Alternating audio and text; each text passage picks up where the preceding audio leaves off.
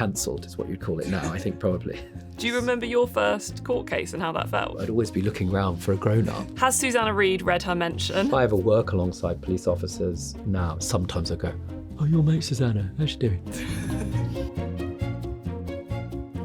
Rob, thank you so much for joining me to talk about your debut novel, The Trial. Thank you for having me. Can you start by just introducing us to it? I love it in here. It's such a nice place to introduce a book. So it's a whodunit, really, which is the stuff that I read, some of the great tradition. I mean, he said, I think modestly, of Agatha Christie. But, layered around it, or the kind of pulsing centre of it, is the life of Adam Green, who's a student barrister, or what we understand to be a pupil. That's the name of what a student barrister is. And we, through his eyes, go and unpick what happens in a murder trial. He's appointed to the biggest, highest profile murder case of the year. It's not a spoiler to say that a hero cop dies in the Old Bailey of Botox poisoning. And so far, lots of colleagues, including High Court judges and senior barristers, haven't got it. They're going, I never got the end, and am I the murderer? And just to be kind of told them that they are. So that's good. And how much is Adam based on your experience of pupillage and your experience of just how you felt as a barrister in general? Both of those things. A significant part of Adam is based on me. He's an outsider. I think often we come to people with our self-evident subconscious biases. Bernard Shaw described it, I think, as being branded on the tongue. And it's so true of Britain. You come to certain assumptions based on the way someone sounds. And in my case, people think I use this expression, sort of mugged by a Mitford, that I must have been terribly posh. But this is my own special creation, this posh veneer. But actually, I grew up in a very working class community very proudly, and ended up going to university and becoming a barrister. And always, and still do to an extent, feel sort of like an outsider, an imposter. It doesn't matter how serious my work got. When people would ask me significant questions about what they thought I should do, I'd always be looking around for a grown-up or someone serious or someone posh, And so it's that journey as well of Adam being this sort of outsider who arrives in this rarefied world and being a bit maladroit, working out how to kind of socially function, let's say. There's things I think people don't realise. You'll arrive as a pupil. You'll be doing your pupil master's work, and that's what it's still called. It feels like something profoundly arcane, something sort of almost Victorian or sort of quasi-Harry Potter. To go from a very likeable character to a very not likeable one. Jonathan. Yeah. Tell me about Jonathan, the inspiration for Jonathan, how Jonathan came to life. I have to be really careful about this one. So he's a series of threads, if you like, that have woven themselves into a tapestry of lots of people's pupil masters from around that time. Back then, it was really the Wild West. What that meant was there was very limited training for being a pupil master or mistress. You could just be one. You were appointed and that was that. I had one of my mentorees, her first few days in chambers, she was cataloguing evidence in a serial killer case. That was her job. Yeah. Right. And some of that evidence is breathtakingly violent. Imagine that. That's your first day. No preparation, on to the next thing. And yes, it's important to build a degree of resilience at the same time as doing that for 12 hours a day is not okay. So they're being sort of more mindful about dragging this into the kind of 21st century, which I think is important. Do you remember your first court case and how that felt? Nobody's asked me that question. That's a really good, thank you for asking. Yeah, I do. It was on the second floor of Bow Street Magistrates Court. Well, actually, let me be clear. My first six, so in your first six, it's called your first six, you aren't on your feet. So you are doing the work of other people in chambers. You're following your pupil master. And my pupil master was a real character of the old school. What would you call that now? I suppose cancelled is what you'd call it now, I think, probably. My second six, where you're doing your own cases, it was second floor, Bow Street Magistrates Court, which is now a block of flats, and I was representing Mr. Codger Carew. I wonder where he is now. He'd probably be quite an old man now. I was mitigating for, I can't remember what it was, a series of thefts, I think it was. And I started speaking and my mouth went so dry. But it was exhausting, 100-hour weeks, doing everybody else's work in chambers at the same time as doing your own. And you obviously went from being a barrister to being on TV. Mm-hmm. So how was that transition? Being on television happened really randomly for me. I just to be clear, I didn't apply for it. It was just a series of ultra random events. I was doing a case in Croydon, doing some international law as well, got bored, wrote a script. The woman said it was the worst thing she'd ever read. She happened to be the head of daytime television. The next thing I knew, having met this person in Manchester, they were putting this thing on television, this arbitration court. And because they're on television, my sort of instinct was these people all talk bollocks. But at the heart of that show was law that I really care about. And that's, I suspect, why, in fact, I'm confident why I didn't get eviscerated by colleagues. Because although you only see, you'll only see perhaps 10 minutes of a case that might have lasted an hour and a half, even in the smaller cases, which on the face of them look a bit silly or frivolous, there might be a really challenging legal issue at stake. What forms a contract? How and why do all of us end up in toxic disputes with one another?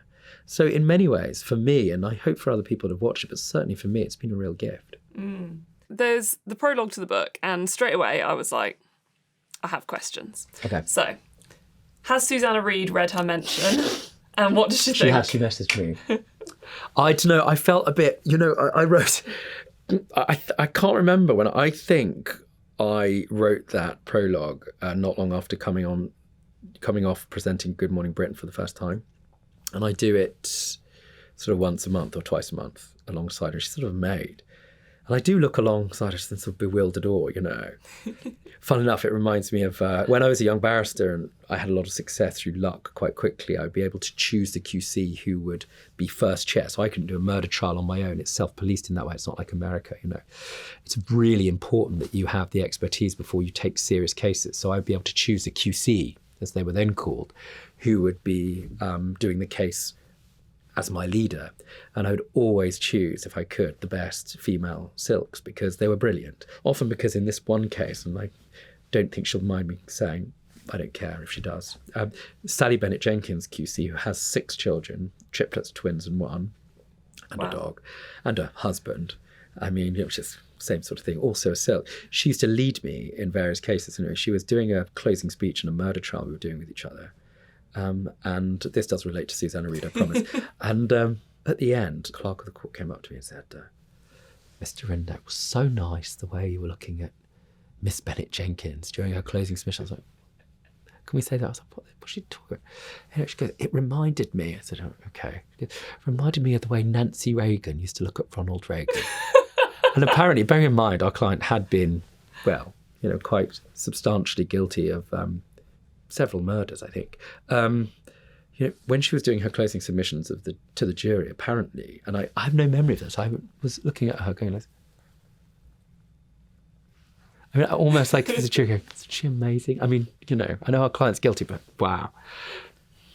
So that's why I put Susanna Reid in. You've made D.I. Cliveden fancy her as well. Yeah, because blokes, I see it on Twitter. I see it on Twitter, and she's so good-natured about it. And the thing about she's really beautifully private. I think there are certain cops that sort of think, I get, if I ever work alongside police officers now in various documentaries I make, again, I suspect the impulse to put that in wasn't just sort of a little note to a friend. It was also that sometimes I go, "Oh, your mate Susanna, how's she doing?" Which better to be loved, right? There's also in the prologue a bit where you note that D.I. Cliveden has turned down TV work in favour of policing. Was there a kind of feeling of almost like I guess it's like an anti-nod to yourself? To a degree. Yeah, a little self-deprecation. But there's lots of that throughout the book. Mm-hmm. I don't just exist in his character, I exist in other people's as well, yeah. Yeah, I was going to ask you about Adam's mum, who is a matchmaker mum, if ever there was one. What was she inspired by?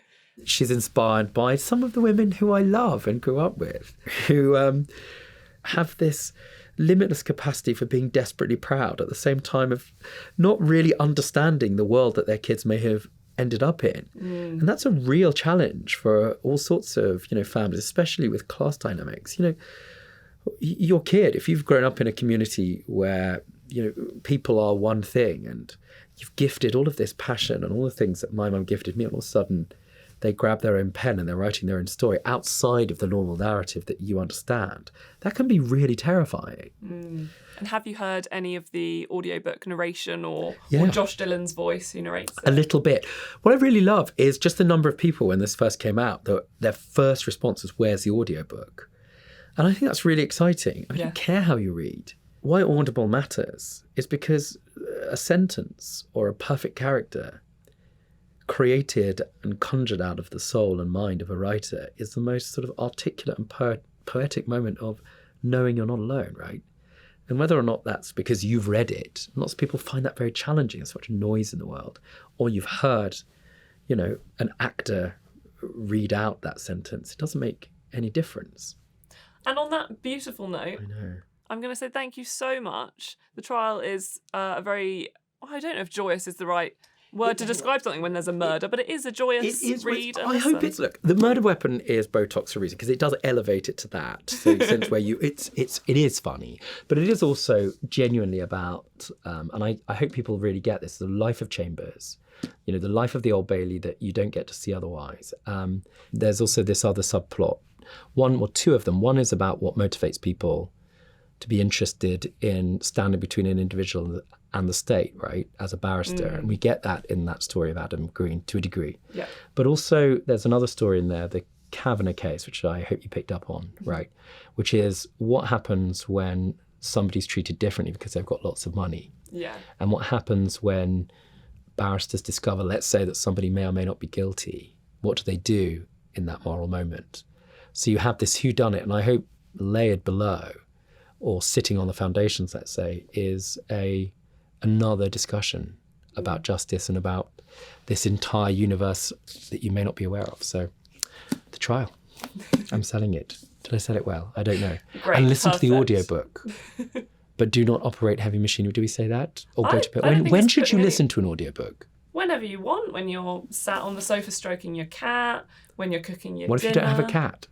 Oh, you're in trouble. No. Any time you like, when you're going for a walk. Yes, walking is good. Walking is perfect. Is that when you listen to yours? I listen to lots when I'm walking. Okay. Well, Rob Rinder, it's here, but listen to it on the audiobook. Do you agree? Yeah. Yeah.